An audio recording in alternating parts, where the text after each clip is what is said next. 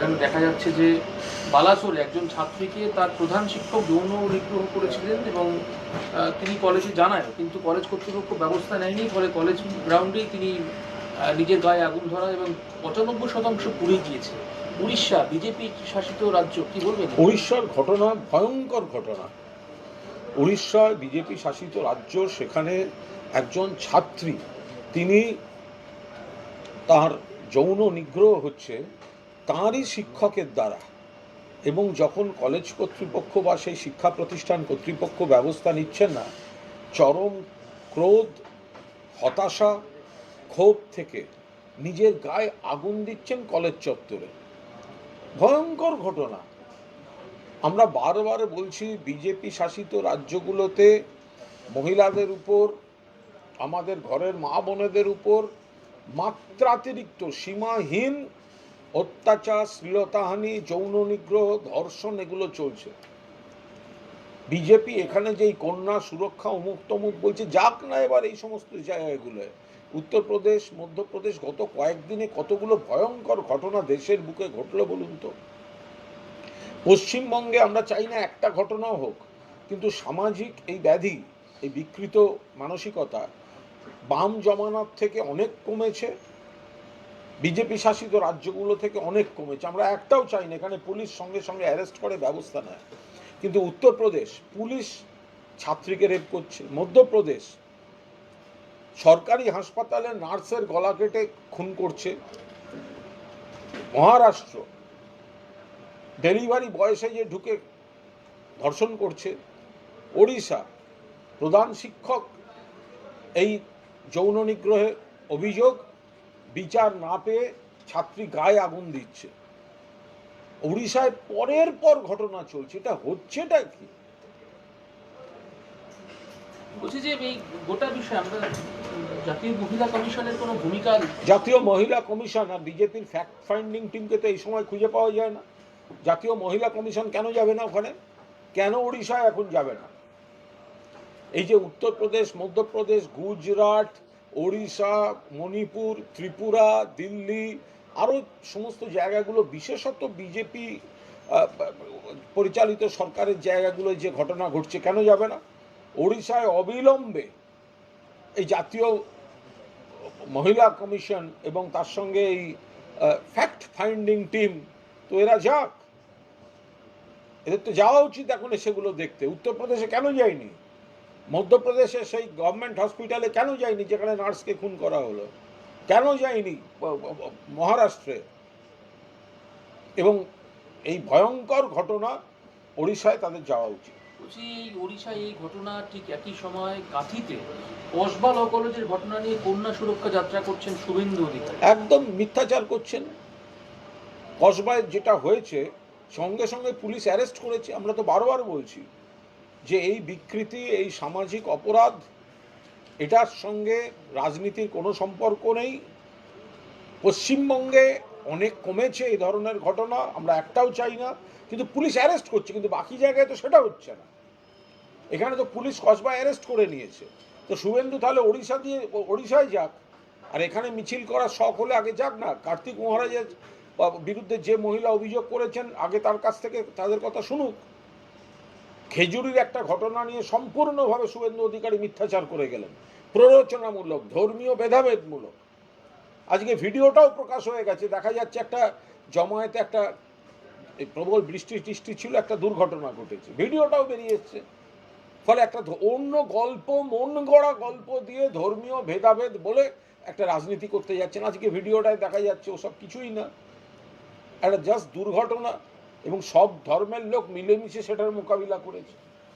উড়িষ্যার ঘটনার পাশাপাশি আমাদের শহর কলকাতার একটি কলেজের অধ্যাপক এবং ঘটনাক্রমে তিনি তৃণমূলের যে ওয়েব কুপার তার সদস্য, তাকে গতকালকে মারধর করা হয়েছে, বামপন্থী ছেলেমেয়েরা মারধর করেছে। দেখুন, যে ছেলেটি এইসব করেছে বলে, খুব অ্যাক্টিভলি তৃণমূল করে বলে আমরা কেউ জানি না।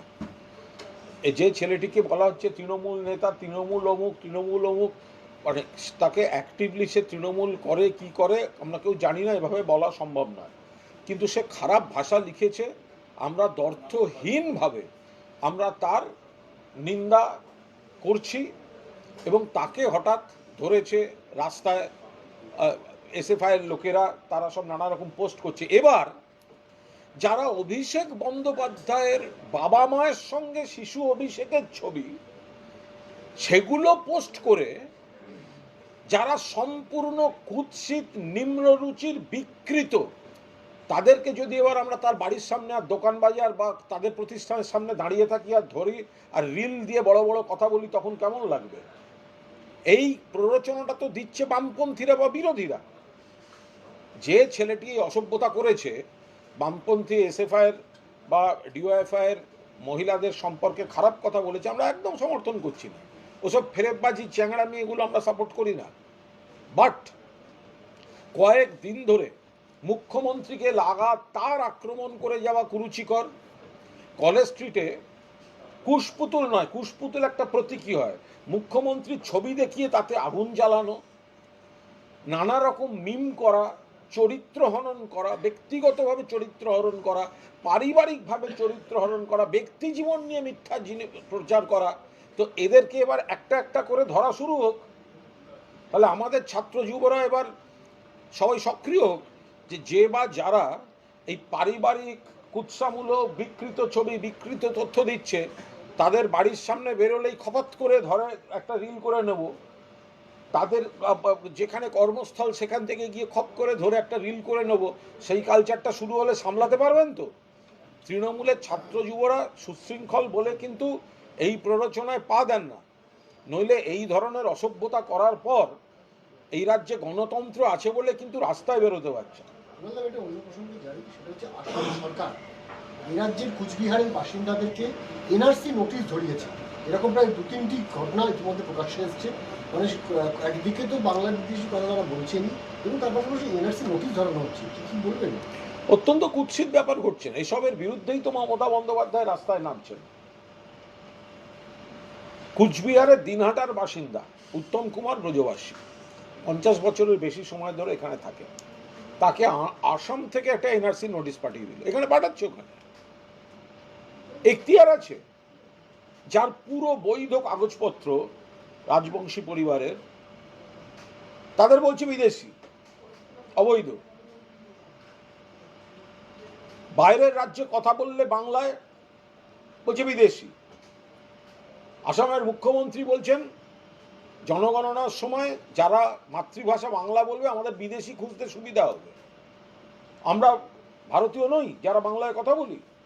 পশ্চিমবঙ্গে থাকে, সারা ভারতবর্ষে থাকে বাঙালি, তারা সবাই বাংলাদেশি। তোমরা সীমান্ত পাহারা দিতে পারছো না, তোমাদের বিএসএফকে ডিঙিয়ে কখনো কেউ বাংলায় ঢুকছে, কখনো ত্রিপুরায় ঢুকছে, কখনো ওদিকে যাচ্ছে। এর বিরুদ্ধেই তো মমতা বন্দ্যোপাধ্যায় 16 তারিখ নিজে রাস্তায় নামছেন। 4-5টি জেলা মিলে কলকাতায় সাংগঠনিক জেলা, আর বাকি জেলাগুলি হবে সেইখানে বিক্ষোভ। একই দিনে সারা বাংলা প্রতিবাদে ফেটে পড়ছে, নেতৃত্ব দেবেন মমতা বন্দ্যোপাধ্যায়। একদম কেস স্টাডি একটা আরতি ঘোষ, কোচবিহারের বক্সিরহাটের বাসিন্দা, সেখানেই জন্ম, বিয়ে হয়েছিল আসামে। এবার যেহেতু বিয়ে আসামে হয়েছে, তাকে বিদেশি বা অনুপ্রবেশকারী বলে এনআরসি দিয়ে পাঠিয়ে দেওয়া হয়েছে তালিকায়। এখন শ্বশুর বাড়ি ছেড়ে কোচবিহারে থাকতে হচ্ছে। স্পেসিফিক কেস স্টাডি, তার বিয়ে হয়েছে। সমস্যা হচ্ছে তো এগুলো, এর বিরাট সমস্যা হচ্ছে। এই যে বিজেপি হিন্দু মুসলমান এসব করে যাচ্ছে, দিনের শেষে দেখা যাচ্ছে আসামে তো হ্যারাস্ট হচ্ছেন হিন্দু বাংলাভাষীরা, বিপুল পরিমাণ হ্যারাস্ট হচ্ছেন। এবার ওরা ওদের এখতিয়ারের বাইরে গিয়ে পশ্চিমবঙ্গে কেউ আশ্রয় নিচ্ছেন এসে, এদিকে বিবাহিত মহিলা, তাকে চলে আসতে হচ্ছে, তার এখানে পিত্রালয়ে চলে আসতে হচ্ছে। ফলে একটা অরাজকতা তৈরি করছে এই এনআরসি দিয়ে। যার জন্ম এখানে, গোটা বিষয়টা এখানে সেই মহিলার, তার বিয়ে হয়েছিল আসামে, তাকে নোটিশ ধরিয়ে দিয়েছে সে বাংলাদেশি, সে এসে তাকে পুরনো জায়গায় নিজের বাপের বাড়িতে থাকতে হচ্ছে। এটা কোনো কথা? কে ঠিক করছে? বিজেপির অর্ধেক নেতা, তাদের কোনো ঠিক ঠিকানার কাগজ আছে? কোথায় আছে তাদের বাবা মার জন্মের সার্টিফিকেট? কোথায় আছে? এখানে শুধু বাংলা ভাষী এবং বঙ্গবাসীদের টার্গেট করে এরা এই চক্রান্ত করছে। 7 দিনে 3 জেলায় তৃণমূল নেতা খুন, তার মধ্যে 2জন অঞ্চল সভাপতি, প্রত্যেকটি ক্ষেত্রে দেখা যাচ্ছে যে রাত্রেবেলায় গুলি করে খুন করা হচ্ছে, এবং ভাঙড় এবং মালদার ক্ষেত্রে যে দুজন ধরা পড়েছে তারা তৃণমূলেরই কর্মী এক সময়কার, এবং বীরভূমের ক্ষেত্রে অ্যারেস্ট নেই। কি বলবেন? দেখুন, এটা পুলিশ প্রশাসন দেখছে। এবার সেখানে এখন তারা কাদের হয়ে কাজ করছে, কারা এইটা পেছনে কারা রয়েছে, সেগুলো পুলিশ দেখছে। যতক্ষণ না পুরোটা আসছে ততক্ষণ তৃণমূলকে টার্গেট করে এইগুলো করা হচ্ছে। যারা তৃণমূলকে মানুষের রায় পাল্লা দিতে পারছে না তারা করছে। আর কে কবে আগে তৃণমূল করতো, এখন তারা কার সঙ্গে আছে সেটাই তো দেখতে হবে। শুভেন্দু অধিকারী এই প্রসঙ্গে এই ঘটনাটা সাইকিয়ার ঘটনায় মৃতের স্ত্রী বলছে এটার সঙ্গে বিজেপি যুক্ত। তাহলে তো আমি বলছি তো বারবার যে যে খুনটা হচ্ছে আপনি দেখুন, যে পুলিশ আর প্রশাসনকে একটু তদন্ত করার সময় দিন। খুন হয়েছে, তার বাড়ির লোক বলছে ওই কেসটায় সাঁইথিয়ার ঘটনায় বিজেপির দিকে আঙুল তুলছে। যদি কোথাও কেউ অতীতে কেউ তৃণমূল করে থাকেন তো তাহলে সেটা হচ্ছে সে এখন কাদের সঙ্গে মেশে, কাদের কথায় করেছে, কাদের সঙ্গে থাকে, সেগুলোও তো দেখতে হবে। কিন্তু বিরোধী দলনেতা বা আরও এক ঝাঁক নেতা তো তৃণমূল থেকে বিজেপিতে গেছিলেন। তো তারা যদি এখন কোথাও কোনো বিতর্কিত কিছু বলেন বা করেন বা খবরের শিরোনামে আসেন, তার মানে কি সে তৃণমূলের কর্মী বা নেতা? সোনালদা, শুভেন্দু অধিকারী বক্তব্য, তৃণমূল মারছে, তৃণমূল মরছে। লাস্ট 3 দিনে তৃণমূলই মারা গেছে। কিছুদিন পর তৃণমূল নেতারাই রাষ্ট্রপতিকে চিঠি লিখে বলবেন রাষ্ট্রপতি শাসন চাই, না হলে বাংলায় বাঁচতে পারবে না। তৃণমূল রাষ্ট্রপতি শাসন চাই। রাষ্ট্রপতি শাসনটা তো মণিপুর নিয়ে আগে ব্যাখ্যা দিন না, যে গত 2 বছর ধরে মণিপুরটা জ্বলছে, তো সেখানে রাষ্ট্রপতি কি করেছেন? প্রধানমন্ত্রীর এখনো যাওয়ার সময় হয়নি, মা বোনেরা ধর্ষিতা হচ্ছেন, মুখ্যমন্ত্রীর বাড়িতে অ্যাটাক হচ্ছে, মুখ্যমন্ত্রীর বাড়িতে বাংকার করে রাখতে হয়েছে, মুখ্যমন্ত্রীর বাড়িতে বোমা বর্ষণ হচ্ছে, গুলি চলছে। তাদের আবার রাষ্ট্রপতির কথা বলতে লজ্জা করে না? সবচেয়ে বড় কথা হচ্ছে তৃণমূলকে টার্গেট করা হচ্ছে, কারণ তৃণমূলকে ভোটে হারানো যাচ্ছে না। ফলে কিছু অশুভ শক্তি যে ঘুঘুর বাসাগুলো ভাঙছে, সেই জায়গায় তৃণমূলকে টার্গেট করে করছে, সেগুলো পুলিশ প্রশাসন তদন্ত করছে।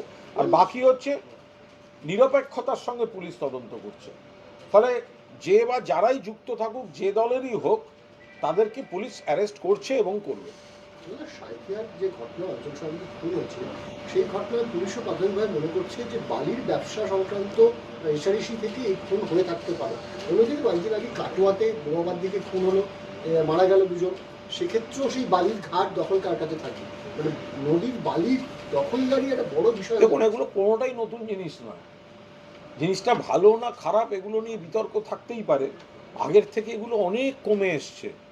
কিন্তু এটার সঙ্গে সরাসরি রাজনীতিরও হয়তো কোনো যোগাযোগ নেই। বহু জায়গায় লোকালি এক একটা ইকুয়েশন থাকে, সেখান থেকে হয়তো কারুর সঙ্গে কারুর মারামারি হয়েছে, কোনো গোষ্ঠীর সঙ্গে কারুর হয়েছে। সব ব্যাপারেই সেখানে তৃণমূল বা সেটার সঙ্গে রাজনীতির সম্পর্ক আছে, সেটা নাও থাকতে পারে।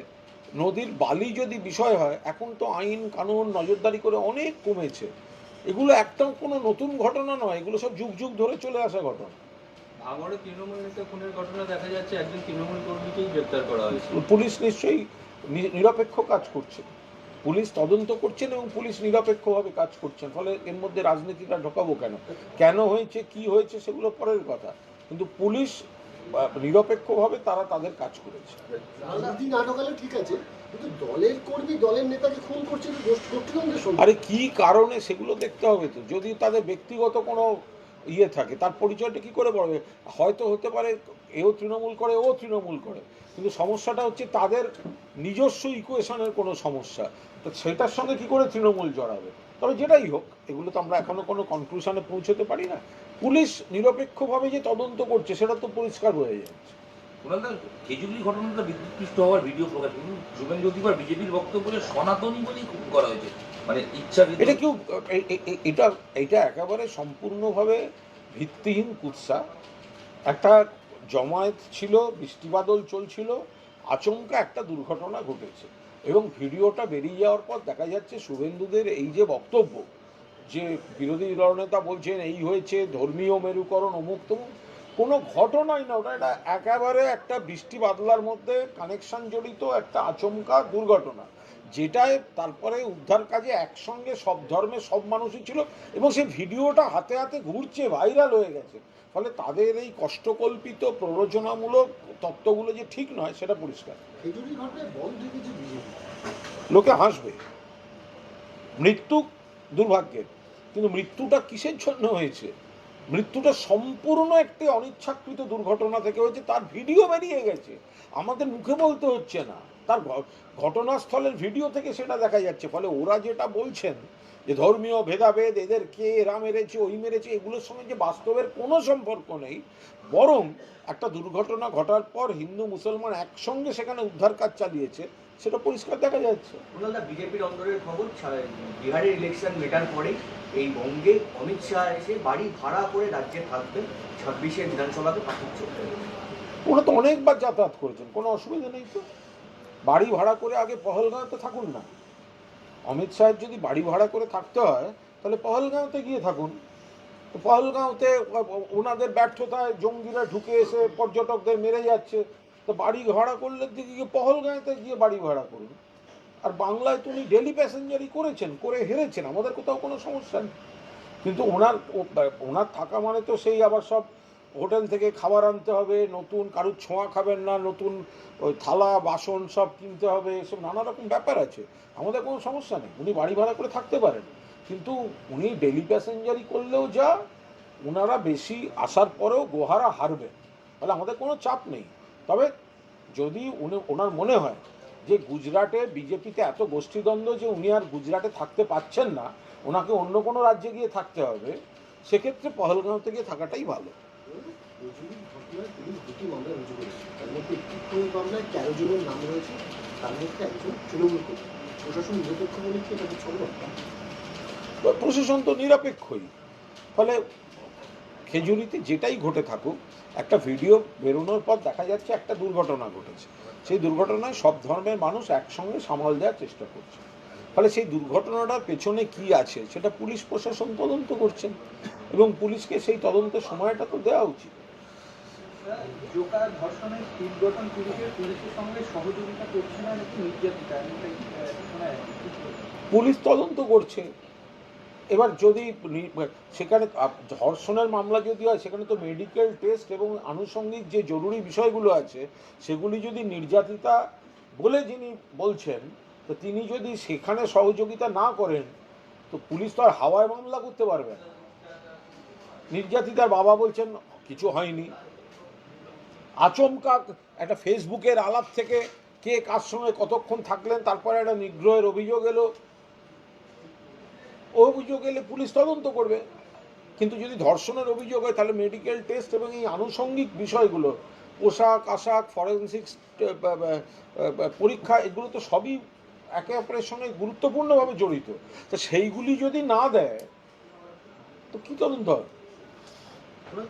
অমিত ভট্টাচার্য উত্তরবঙ্গ সফরে যাচ্ছেন এবং সেখানে দেখা যাচ্ছে যে আদি যে বিজেপি নেতা কর্মীরা ছিলেন তাদেরকেই মূলত ডাক দিয়েছেন উত্তরবঙ্গ সফরে যাওয়ার জন্য।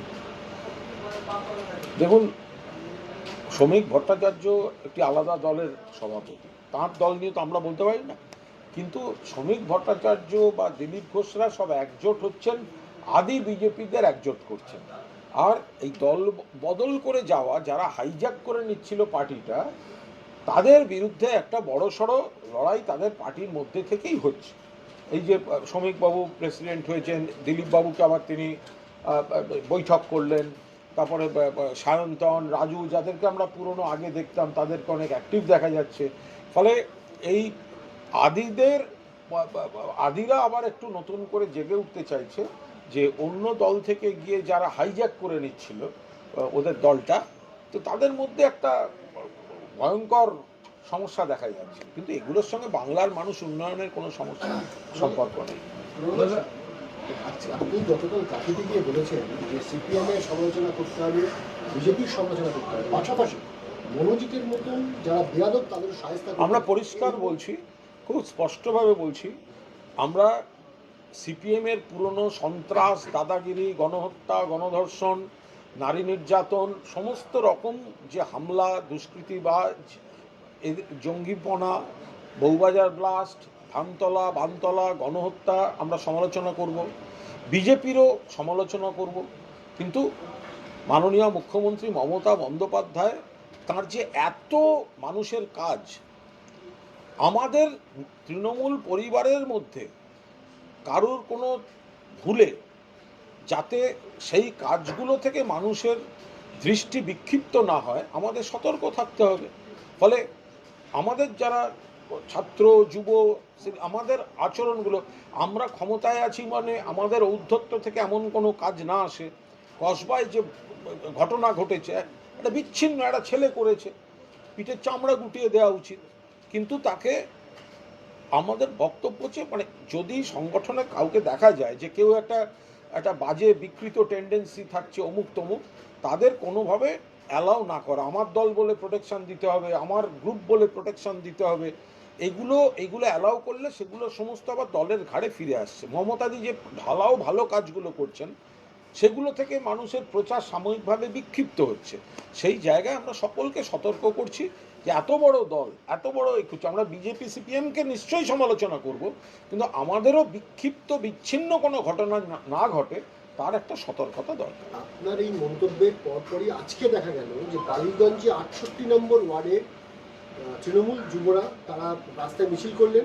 এই মনোজিৎ মিশ্র এবং ITI এর যে ছাত্র ছিল সঞ্জয়, তাদের যারা দাবিয়ে বেড়াতো মূলত এলাকায়, তাদের বিরুদ্ধে। এটা কি আপনার বক্তব্যের এফেক্ট? না, আমার বক্তব্যের কোনো এফেক্ট না। আমি যেটা বলছি সেটা তৃণমূল কংগ্রেসের কর্মীদের মনের কথা, নেত্রীর নির্দেশে আমাদের সকলকে সতর্ক থাকার কথা। সেখানে যদি মানুষকে বা আমার সহকর্মীদের সতর্ক করার জন্য কোনো এলাকায় ছাত্র যুবরা যদি একটা সক্রিয় হয়ে থাকেন, তাহলে তো সেটা ভালো কথা। কারণ কে কার মনের মধ্যে কি রয়েছে, এত বড় দল, এত বড় সংগঠন, কে কি করতে চলেছে, কে কি ভাবছে, এটা বাইরে থেকে বোঝা সম্ভব না। কিন্তু একজন একটা খারাপ কাজ করে ফেললে সেইটা গোটা দলের কাছে ফিরে আসছে। আর যেখানে এত ভালো কাজ হচ্ছে, উন্নয়নের কাজ হচ্ছে, সেগুলো বিক্ষিপ্ত হয়ে যাচ্ছে একটা নেতিবাচক প্রচার দিয়ে। ফলে আমাদের সকলকে সতর্ক থাকতে হবে যে এই যে মানে যারা সব এলাকাটা, যারা এলাকা ভিত্তিক বা প্রতিষ্ঠান ভিত্তিক বা পেশা ভিত্তিক যে রাজনীতির আমাদের যে শাখাগুলি আছে, সতর্ক থাকা যে কারুর যেন কোনো খারাপ টেন্ডেন্সি যদি থাকে বা খারাপ ঘটনা পরপর ঘটতে থাকে, তো সেই জায়গাটা আমার দল করে বলে আমি আড়াল করব, বা সে আমাকে দাদা বলে 10টা পোস্ট করে বলে আমি তাকে থামাবো না। এই এগুলো যদি চালাই, তাহলে এইগুলো আমাদের গোটা দলের বিপদ হয়ে ফিরবে। সেইটা আমাদের সকলকে সতর্ক থাকতে হবে। কিন্তু এই সমস্ত বিষয় নিয়ে বিজেপি বলছে যে আপনারা সবাই নাটক করছেন। এটা তো বিজেপির সমস্যা। বিজেপির কি বুঝবে? যেখানে ব্রিজভূষণ তাদের দলের এমপি সোনার মেয়েদের শ্লীলতাহানি করেও প্রধানমন্ত্রীর পাশে বসে থাকে, ওরা মা বোনেদের সম্মান কি বুঝবে বিজেপি? একটা বিষয় দেখা যাচ্ছে IIM জোকার কার্তিক মহারাজের ক্ষেত্রেও এরকম একটু নাটক করে দেখাক না। এগুলো যদি নাটক হয়, তাহলে কার্তিক মহারাজের বিরুদ্ধে যে মহিলা অভিযোগ করেছেন বা এতখানি, তার সঙ্গে একটু কথা বলে একটু দেখাক না। এরা একটা জিনিস দেখা যাচ্ছে যে কসবার ক্ষেত্রে NCW বিরাট নাম সক্রিয় হয়ে উঠেছিল, অথচ IIM জোকার ক্ষেত্রে তারা বলছেন সন্দিহান ওটা বিষয়। এদিকে আবার রাজ্য মহিলা কমিশন যেটা, তারা সক্রিয় হয়ে সতর্কবার্তা মামলা রুজু করে দিয়েছে। কিন্তু মানে পুরো রাজনৈতিকভাবে চলছে দুটো কমিশন। না, কেউ কিছু বলতে পারবে না। রাজ্যের মহিলা কমিশনের আগেও সক্রিয় হয়েছে। সেখানে তারা একজন মহিলার অভিযোগ থানায় জমা পড়েছে, যখন মহিলা কমিশন তার থেকে খোঁজ নিচ্ছেন। তো এখন যারা দিল্লির মহিলা কমিশন, তো তারা কেন করছেন না সে তো এখন তাদের ব্যাপার।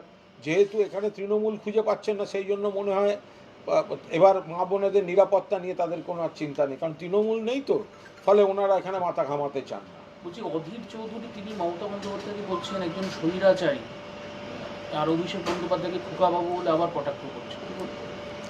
দেখুন, উনি তৃতীয় হয়েছেন নিজের লোকসভা কেন্দ্রে, তৃতীয়। মানে দ্বিতীয় হলেও একটা মানিজ্যত থাকতো, তৃতীয় হয়েছেন একটা কেন্দ্রে। একজন দীর্ঘদিনের সাংসদ তৃতীয় কখন হয় বলুন তো? ফলে তার বুঝতে হবে যে একটা হতাশা কাজ করছে, একটা অবসাদ কাজ করছে। যাদের কাছে হেরেছেন তাদের উপর হারাতে পারছেন না মানুষের রায়, তাই ব্যক্তিগত কুৎসা, ব্যক্তিগত আক্রমণ এগুলো করছেন। শেষ প্রশ্ন বলি, শহর থেকে গ্রাম, মফস্বল, সর্বত্র বেহাল রাস্তা ব্যবস্থা। মানে বর্ষার আগে সরকার না, রাস্তা অনেক ভালো আছে, বহু রাস্তা নতুন তৈরি হয়েছে। কিছু রাস্তা একটু ডিস্টার্বড হয়েছে বলে খবর আসছে। সেই ডিস্টার্ব রাস্তাগুলোকে আইডেন্টিফাই করে সর্বত্রই সব জেলাতেই অগ্রাধিকারের ভিত্তিতে কিছু কাজ প্রক্রিয়া চলছে। প্রচুর নতুন রাস্তা তৈরি হয়েছে। একটা রাস্তা খারাপ হয়ে আছে, মানুষের নিশ্চয়ই সমস্যা হচ্ছে, তার মানে এই নয় যে আরও 10টা রাস্তা তৈরি হয়নি। এবং চাপটাও বেড়ে গেছে, মানুষের প্রত্যাশাটাও বেড়ে গেছে। আগে সিপিএম করতো না, গ্রামের ভেতর অবধি এমনি সবাই ধরে নিত বর্ষাকাল কাদামাটির রাস্তা থাকবে, প্রত্যাশা ছিল না। এবার তৃণমূল 11 সালে আসার পর থেকে বাড়ি অবধি পাকা রাস্তা হয়েছে। সেই রাস্তাটা খারাপ হলে নিশ্চিতভাবে একটা অভিযোগ থাকতে পারে, কিন্তু কাজটার পরিধিটাও তো অনেকটা বেড়ে গেছে, ফলে সেদিক দিয়েও বিচার করতে হবে। এই রাস্তা নিয়ে একটা প্রশ্ন, সেটা হচ্ছে যে জাতীয় সড়ক মেরামতির জন্য নবান্ন একাধিকবার কেন্দ্র সরকারের দপ্তরে যোগাযোগ করে সাড়া না পেয়ে তারা নিজেরা সারানোর উদ্যোগ নিয়েছে, কিন্তু বিজেপির কটাক্ষ গ্রামাবাজির সরকার নিজেদের পথশ্রীটা হতশ্রী হয়ে গেছে, সেটা সামলার আগে, কারণ জাতীয় সড়ক সব ঠিক আছে, দরকার নেই। আবার জাতীয় সড়কের যে কি হাল সেগুলো যারা যাতায়াত করেন তারাই জানেন, এবং শেষে রাজ্য সরকারকে ব্যবস্থা করতে হচ্ছে। আর বিজেপির মুখেই কথাগুলো সাজে না, কারণ বিজেপির কেন্দ্রের সরকার বাংলার বুক থেকে ট্যাক্স তুলে নিয়ে যায়, বাংলাকে তার প্রাপ্যটা দেয় না। 100 দিনের কাজ হোক, আবাস হোক, রাস্তা হোক, জরুরি ক্ষেত্র হোক, প্রাকৃতিক বিপর্যয় হোক, যেটা বাংলার পুরো প্রাপ্য 1,70,000 কোটি টাকার বেশি, সেটা দেয় না। তো সেই টাকাটা এলে বাংলা আরও ভালো কাজ করতে পারতো, আরও বেশি কাজ করতে পারতো। টাকা না দিয়ে আবার বড় বড় কথা বলা আশা, মানে কারণ এই রাস্তা নিয়ে একটা আছে। হ্যাঁ। পশ্চিম মেদিনীপুরের সবংয়ের বসন্তপুরে একটা ভিডিও ভাইরাল হয়েছে, দেখা যাচ্ছে একজন ছাত্র- বলতে পারো কোন রাস্তায়, কোন এলাকার, কোন গ্রামের কোন রাস্তা খারাপ হয়ে গেছে, সেটা 11 সালের আগে সেই রাস্তাটা আদৌ ছিল কিনা সেটা দেখুন। অ্যাম্বুলেন্স ঢুকতে পারছে না, সেখানে ছাত্রীর মৃত্যু হয়েছে, দিল্লিতে করে নিয়ে যাওয়া খুব হয়েছে। খারাপ। মৃত্যু কেউ সমর্থন করে না, মৃত্যুকে সবাই আমরা, মৃত্যু মানে একটা দুঃখজনক ঘটনা, কিন্তু এটা গ্রামান্তরে দীর্ঘকাল ধরে চলে এসছে, রাস্তা ছিল না। মমতা বন্দ্যোপাধ্যায় মুখ্যমন্ত্রী হওয়ার পর গ্রামান্তরে প্রত্যন্ত এলাকা অব্দি রাস্তা তৈরি হয়েছে। এবার এতখানি বেড়ে গেছে গোটা কাজটা, কেন্দ্রের টাকা বন্ধ, তার মধ্যে কোথাও খারাপ থাকলে নিশ্চিতভাবে মানুষের অসুবিধা হচ্ছে। কারণ বামফ্রন্টের সময় মনে নেই, প্রসূতিরা আসতে পারতেন না হসপিটাল পর্যন্ত, এত রাস্তা খারাপ থাকতো। অর্ধেক রোগী তো জেলা সদর অবধি আসতেই পারতেন না, চিকিৎসা কেন্দ্র অবধি আসতে পারতেন না, মারা যেত। এখন তো সে জিনিস নেই। এখন বিচ্ছিন্নভাবে কোনো এলাকায় কোনো ঘটনা কেন ঘটেছে সেটা খতিয়ে দেখতে হবে। সারা বাংলার মানুষ জানেন, সমস্ত গ্রামবাসী জানেন যে গ্রামের রাস্তা আগের থেকে 1000 টাইমস বেটার হয়েছে। চাকরিহারা শিক্ষকরা নবান্ন অভিযানের ডাক দিয়েছে আবার, কি বলবেন? রাজনীতি করতে চাইলে কে কি করতে পারে, তারা রাজনীতি করছেন। চাকরিটা গেছে সুপ্রিম কোর্টের রায়, সেখানে রিভিউ পিটিশন করছে রাজ্য সরকার। গ্রুপ সি গ্রুপ ডি যাতে আচমকা বিপদে না পড়ে, মমতা বন্দ্যোপাধ্যায় তাদের একটা ইন্টারিম রিলিফ দিলেন। আর যে রামবাম যারা বলতে আরম্ভ করেছিল আমরাই সবার চাকরি খাচ্ছি, তারা আবার ইন্টারিম রিলিফটাও আটকে দিল। তাহলে আবার তারাই যাচ্ছে আবার মুখ্যমন্ত্রীর কাছে। তো যারা চাকরি খাচ্ছে, যারা সরকারের মানবিক চেষ্টাগুলোকে আটকে দিচ্ছে, তারাই আবার রাজনীতি করছে। শান্তনু ঠাকুর সিএএ নিয়ে আবার মুখ খুলেছেন, যারা বাংলাদেশ থেকে এসেছেন তারা সিএএ অ্যাপ্লিকেশন করুন, এবং এর প্রসঙ্গে তিনি বলছেন ভারত সরকার হিন্দু, খ্রিস্টান, বৌদ্ধদের নাগরিকত্ব দেবে। নাটক করছে, কাগজ- যেহেতু গন্ডগোল হচ্ছে এনআরসি নিয়ে, আসাম এবং বাঙালিকে নিয়ে বিজেপির এই ভয়ঙ্কর মানসিকতা, বাংলা বললেই বিদেশি, সেই জন্য নজর ঘোরাতে এই বিভ্রান্তি নাটক করছেন বিজেপির কোনো নেতা। একটা লাইন সঙ্গে উনি বলছেন যে যদি কাগজপত্র না থাকে অসুবিধা নেই, অল ইন্ডিয়া। আমি আবার বলছি তো যে নাটক করছেন, যেহেতু গোটা বাংলা ক্ষিপ্ত, বাঙালিরা ক্ষিপ্ত, তার থেকে নজর ঘোরাতে আবার এই গুলিয়ে দেওয়ার রাজনীতি করতে নেমেছে। Thank you, thank you. একটা প্রশ্ন আছে, লাস্ট প্রশ্ন। বিহার বিধানসভার সেখানে নির্বাচন কমিশনের প্রস্তুতি চলছে, দেখা যাচ্ছে নেপাল, বাংলাদেশ, মায়ানমারের ভোটার তালিকায় খোঁজ পাওয়া গেছে সেখানে।